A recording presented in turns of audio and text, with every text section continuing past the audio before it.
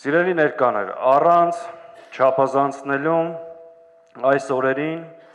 դրված է Հայաստանի Հանրապետության պետականության գոյության հարց։ Դժբախտաբար այն ինչ որ կատարվում այսօր Հայաստանի շուրջ լի է նոր մարտահրավերներով եւ սպառնալիքներով եւ այսօր մենք պետք է խոսենք դրա մասին, դրա հաղթահարման ուղղությունների մասին եւ նրա մասին ինչ պետք է միասին անենք ստեղծված իրավիճակից դուրս գալու։ Նախկինում մենք առիթներ ունեցել ենք այս դահլիճում ձեր հետ նաեւ քննարկելու այս խնդիրները, միասին պայքարել ենք այս իրավիճակը հաղթահարելու համար, ցավոք մինչեւ այժմ այն խնդիրները, որ դրել ենք մեր առջև, դեռ լուծված չեն եւ ծանրագույն մարտահրավերները կանգնած են մեր առջև։ Տեսեք, Չարաբաստիկ պատերազմից հետո ակնհայտ էր, որ մեր մեջքը շտկելու, ստեղծված իրավիճակից դուրս գալու, երկիրը պետական ազգային ուղեկից վերադարձնելու եւ մարտահրավերները հաղթահարելու համար այն իշխանությունը, որ մեր երկրին բերեց պատերազմ եւ պարտություն, պետք է հեռանա։ Նախորդ 3 տարիների, 3.5 տարիների ընթացքում մեր գլխավոր օրակարգը եղել է իշխանափոխությունը։ Ինչու՞։ Որովհետև մեր համոզմամբ այն իշխանությունները, որ երկիրը բերել հասցրել են այս իրավիճակի, դրանցով հնարավոր չի դուրս գալ։ Միակ ստեղծված իրավիճակից դուրս գալու եւ այս ընթացքը կասեցնելու ճանապարհը սրանցից ազատվելն է։ Մենք միասին անցնող 3 տարիների ընթացքում, 3.5 տարիների ընթացքում պայքարել ենք։ Ամեն ինչ արել ենք սրանցից ազատվելու համար։ Ցավոք այն օրակարգը, որ մենք միասին մեր առջև դրել ենք, դա համաժողովրդական մեծ աջակցություն չի ստացել եւ երկիրը այսօրին հասցրած խմբակը շարունակում է գտնվել իշխանության ղեկին։ Արտաքին մարտահրավերների իմաստով թուրք-ադրբեջանական տանդեմը Արցախը հայաթափելուց եւ ցեղասպանելուց հետո, ցեղասպանություն իրականացնելուց հետո շարունակում է ագրեսիան Հայաստանի Հանրապետության նկատմամբ եւ շատ հստակ տարածքային պահանջներից զատ արդեն դնում է ինքնության ոչնչացման խնդիր։ Եվ Հայաստանի իշխանությունները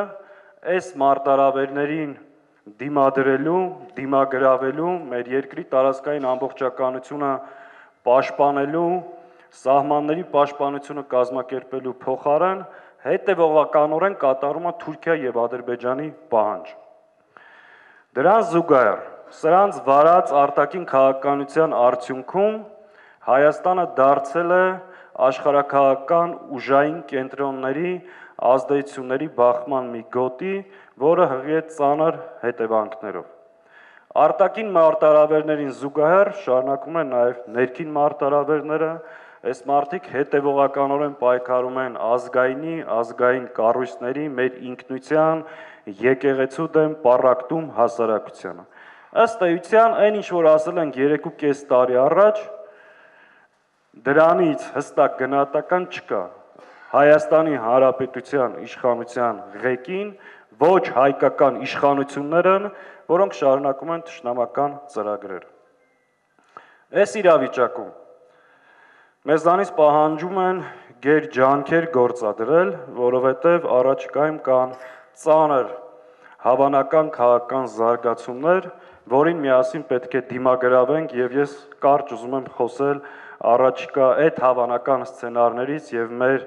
անելիքներից, որովհետև ինչ հարց որ լուծենք միասին պետք է անենք։ Առաջին վտանգը, որ կա եւ սպառնում է մեզ, սա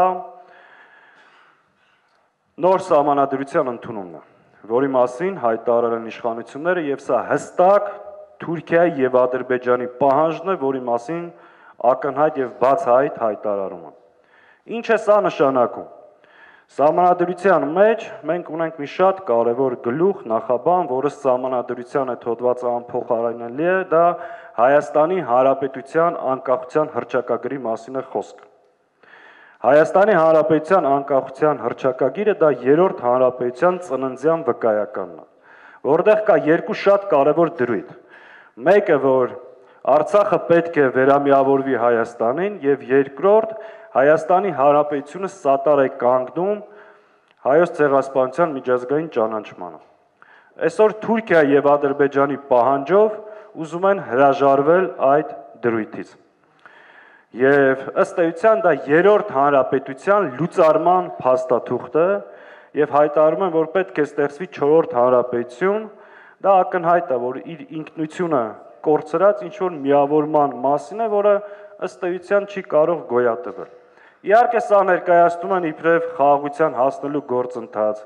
Իհարկե սա ներկայացնում են իբրև միակ հնարավորությունը եւ ելքը ստեղծված իրավիճակից դուրս գալու, բայց ըստ էության դա շատ հստակ ուղիղ ճանապարհ է։ Ինչ պետք է անենք այս պարագայում։ Եթե սրանք գնան նոր սահմանադրության ընդունման, մենք այսօրվանից պետք է աշխատենք, բացատրենք մեր ժողովրդին, որ սա կործանման ճանապարհ է, կազմակերպենք մեր ժողովրդին, միասնական դուրս գանք պայքարի, այդ հանրաքվեն վերածենք այս իշխանությունների անվստահության հանրաքվեի եւ դրանից անմիջապես հետո հասնել իշխանափոխության։ Մենք նույնիսկ չպետք է թույլ տանք, որ տեղի ունենա այդ հանրաքվեն, որովհետև արդեն այդ գաղափարի քննարկումը վտանգավոր է։ Սա մեկ սցենար, մեկ ճանապարհ։ Մենք արդեն նկատել եք վերջի 2 շաբաթների ընթացքում առաջիկայում շատ ավելի հաճախ պետք է գյուղ առ գյուղ, քաղաք հանդիպենք մեր ժողովրդին, բացատրենք այս վտանգները եւ պատրաստենք շատ ուղիղ ձևակերպում առաջիկա քայլերին եւ գործողություններին։ Երկրորդը, գիտեք, քննարկում է Ադրբեջանի հետ կապիտուլյացիայի պայմանագրի ստորագրման հարց։ Սա ձեզ ներկայացնում են իբրև խաղաղության պայմանագիր։ Սիրելի հայրենակիցներ, այդ քննարկվող փաստաթղթին մենք ծանոթ ենք։ Մեր падգամավորները հանդիպել են մանրամասն ծանոթացել են։ Կարճ եթե բացատրենք, դա խաղաղության հետ որևէ կապ չունեցող փաստաթուղթ է։ Այդ փաստաթղթում չկա որևէ կետ, որը բխում է Հայաստանի Հանրապետության շահերից։ Իրանք չեն կարա մի կետ ասեն, որը մեր օգտին է։ Այդ փաստաթղթով Ադրբեջանը չի ճանաչում Հայաստանի 29800 կիլոմետր տարածքը, այն ինչ որ հայտարարում են այսօրվա իշխանությունները։ Այդ փաստաթղթով նույնիսկ սահմանագծման եւ սահմանազատման հարցը չի լուծվում։ Դա թողում են հետագայում, նույնիսկ չեն համաձայնվում հետագայում այդ սահմանագծման եւ սահմանազատման աշխատանքներ իրականացնել 74 թվի քարտեզների հիման վրա։ Կարճ, եթե բնութագրենք, դա մի փաստաթուղթ է, որով Արցախի օկուպացիան փորձում են լեգիտիմացնել եւ դրանով որևէ կերպ չի զսպվում Հայաստանի նկատմամբ հետագա Ադրբեջանի կողմից ագրեսիա։ Հետևաբար այն քարոզչական կամպանիան, այն ահաբեկչական տեղեկատվական գրոհը, որ իրականացնում են մեր հասարակությանը, թե մենք գնում ենք խաղաղության, խաբում են ժողովուրդ։ Դա նոր կապիտուլյացիա է, որով փորձելու են լեգիտիմացնել Արցախի հանձնում։ Մինչև այս պահը չկա որևէ իրավական փաստաթուղթ, սրանք խնդրում եմ ուշադրություն դարձնեք, որով Արցախը մնալու է Ադրբեջանի կազմում։ Արցախը այսօր էթնիկ զտման ցեղասպանության հետևանքով թշնամու սկողության տակ է։ Բայց Նիկոլի N, Պրագայի եւ մյուս բանավոր հայտարարությունները դրանք իրավական եւ լեգիտիմ հիմք չեն։ Եվ դրա համար այսօր Ադրբեջանը շտապում, որպեսզի ունենա մի ամբողջական իրավական փաստաթուղթ, որը պետքա վավերացվի նաեւ Հայաստանի Հանրապետության ազգային ժողովի կողմից, որ օրինականացնի իր ժողովրդի նկատմամբ, Արցախահայության նկատմամբ իրականացրած ցեղասպանությունը։ Եվ այդ հարցում Հայաստանի իշխանությունները փորձում են օգնել, դա ներկայացնելով իբրև խաղաղության ձգտում։ Մենք չենք պատրաստվում դառնալ այն խորհրդարանի անդամ, որը պետքա վավերացնի այդ կապիտուլյացիան։ Շատ պարզ ենք ասում։ Դա անընդունելի փաստաթուղթ է, դա մեր կորուստները դարձնելու է անդառնալի եւ դրանից հետո շարունակվելու են, այսինքն վերականգնվելու հնարավորությունները իսպառ բացակայելու են։ Հետևաբար սրան եւս այսօրվանից պետքա պատրաստվենք, այսօրվանից պետքա աշխատենք, բացատրենք ժողովրդին, որ սա հերթական անգամ ձեզ խաբում է, խաղաղություն ասելով տանում է նոր պատերազմի եւ սրա դեմը կանխենք։ Կանխելու միակ ճանապարհը հետեւյալն է՝ հակազդեցություն։ Սա պետք է հասկանա, եթե գնաց այդ ճանապարհով իշխանությունը կորցնելու է։ Ինչ որոշում, որ ընդունում է, ինչ քայլ, որ անում է, իր հիմքերի հիմքը իր իշխանության պահելն է։ Եթե լինի համարժեք հակազդեցություն, ու այսօրվա ձեր ներկայությունը եւ վերջի շրջանի մեր հանդիպումները փաստում են, որ այո, ժողովրդի մոտ իրավիճակ է փոխվել, մենք միասնաբար սա պետք է կանխենք։ Կան այլ սցենարներ եւս, որ արտերտ ընտրություն կարա կազմակերպի, կա սցենար Հայաստանի նկատմամբ ագրեսիայի վտանգը շարունակում է մնալ եւ մենք չենք բացառում, ինչպես Արցախի պարագայում ինքը Ադրբեջանի հետ պայմանավորված գնա Հայաստանի նկատմամբ ագրեսիայի եւ ակնհայտ է կա դրա համար բոլոր փաստերը, որ այն ինչ որ տեղի ունեցավ Արցախում, դա Հայաստանի Հանրապետության իշխանությունների հետ համաձայնեցրած էր։ Առնվազն Հայաստանի իշխանությունների կողմից ունեին ամբողջական հավաստիացում, որ Հայաստանը որևէ կերպ չի խառնվելու նրան, ինչ տեղի ունեցավ Արցախում։ Իհարկե դա ներկայացնում են իբրև հերոսություն, որ մենք չներքաշվեցինք նոր պատերազմի մեջ, բայց դա իրականում պայմանավորվածություն էր, հանցագործության մասնակցություն էր ու այն ինչ որ տեղի ունեցավ Արցախում։ Հիմա ամենագլխավոր հարցը բոլորիդ մոտ հետևյալն է, օքեյ, այդ վտանգները գիտենք, շատ ենք խոսում, ինչ պետք է անենք։ Ժողովուրդ, այն ինչ որ մինչև հիմա արել ենք, ասում եմ շատ պարզ եւ անկեղծ։ Այն գործիքակազմը, որ ունեցել ենք,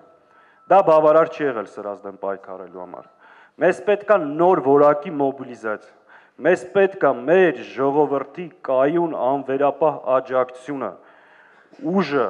Երևանի փողոցներում եւ հրապարակներում, որպեսզի սրանցից ազատվենք։ Մենք շարունակում ենք պնդել, որ պետք է սրանց վռնդել ու վռնդել փողոցային պայքարի ճանապարհով։ 3 տարի ինչ ասած փորձել ենք։ Պատերազմից հետո 17 կուսակցություն միավորվել է, շարժում է ստեղծվել, վարչապետի թեկնածու ենք ներկայացրել ժամանակավոր, ծրագիր ենք հրապարակել, չենք հասել մեր ուզած արդյունքին։ Ընտրություններին ենք մասնակցել։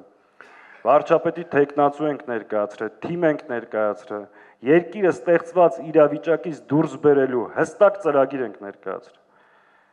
Չենք կարողացել, ուժներս չի երիքը, գնացել ենք դիմադրության շարժումն ենք ստեղծել։ Հիշում եք դիմադրության շարժման, հիմա տեսնում եմ շատ-շատերը առաջի գից միասին են կռիվ տվել պայքարը։ Մի բան ենք ասում, որ Արցախի հայաթափումը կանխելու եւ Հայաստանի թրքացումը կանխելու համար պետք է դուրս գանք պայքարենք։ Շատերը չեն հավատացել, որոշները չեն վստահել, շատերը ասել են իշխանության համար է կռիվ տալի, բայց արդյունքում կորցնում ենք։ Առաջիկայում մեզ պետք է մեր ժողովրդի ամբողջական մասնակցությունը սրանք տուն ճանապարհենք, մեր մեջքը շտկենք, դրա բոլոր հնարավորությունները կա։ Մենք տեսնում ենք այդ ճանապարհը։ Այսօր շատ է խորհրդարանական ընդդիմությունը քննադատվում, գնացել եք խորհրդարան, ինչով եք զբաղվում, պարքվա վճար եք անում։ Առաջիկայում կյանքը ցույց կտա, ով ինչով է զբաղվում, ով ինչ է անում, ու նաև հետ էլ որ նայեք կտեսնեք մինչև հիմա ով ինչով է զբաղվել եւ ով ինչա արել։ Մենք մեր օրակարգից չենք հրաժարվում, այն ճանապարհը, որ ընտրել ենք միասին, դա է միակ փրկության ճանապարհը, առաջիկայում պետք է կազմակերպենք մեր ժողովրդին ավելի լայն ծավալով, այս հավանական սցենարները կանխելու միակ ճանապարհը է։ Խնդրում եմ ամենակարևորը, այդ հուսահատությունը, որ կա, այս անվստահությունը, ուժերի նկատմամբ թերահավատությունը, պետք է այս սրանից դուրս գանք։ Այս իրավիճակին համակերպանք ամեն ինչ կորցնելու ենք։ Առաջիկա պայքարում շատ ուղիղ ասում եմ, նաև իրանց գործուն եւ կայուն աջակցությունը պետք է ունենան Հայաստանում բնակվող արցախահայերը։ Շատ են այսօր խոսում, արցախահայերը արդյոք քաղաքական գործոն պետք է դառնան, այո, արցախահայերը Հայաստանում պետք է դառնան քաղաքական գործոն, պետք է տեր կանգնեն իրանց իրավունքներին, պետք է պայքարեն այս իշխանությունների դեմ, որովհետև սրանց պատճառով դուք կորցրել եք ձեր տունը, օջախը, գերեզմանը, ծննդավայրը եւ հայրենիք։ Եվ դուք միասին պետք է կռիվ տանք ու բոլոր սրանց փորձերը արցախահայերին ջլատելու, ամեն ինչ անելու, որ ստեղից արտագաղթեն, մենք թույլ պետք է չտանք։ Այսօր մեր ընկերների մի մասը Արցախի բանտում է, մեր հայրենիքը օկուպացված է ներքին եւ արտաքին թշնամիների կողմից, մի մասն էլ Հայաստանի բանտերում է, մնացած սաղից վրա էլ քերական գործ կա։ Այս մարդը ամեն ինչ անում է, մեկ մարդու բռնապետություն ստեղծի։ Կռիվը տվել ենք եւ առաջիկայում տալու ենք։ Վստահեցնում եմ ձեզ, որ այս իրավիճակից պետք է միասնական ջանքերով դուրս գանք ու այդ կռիվը շարունակենք։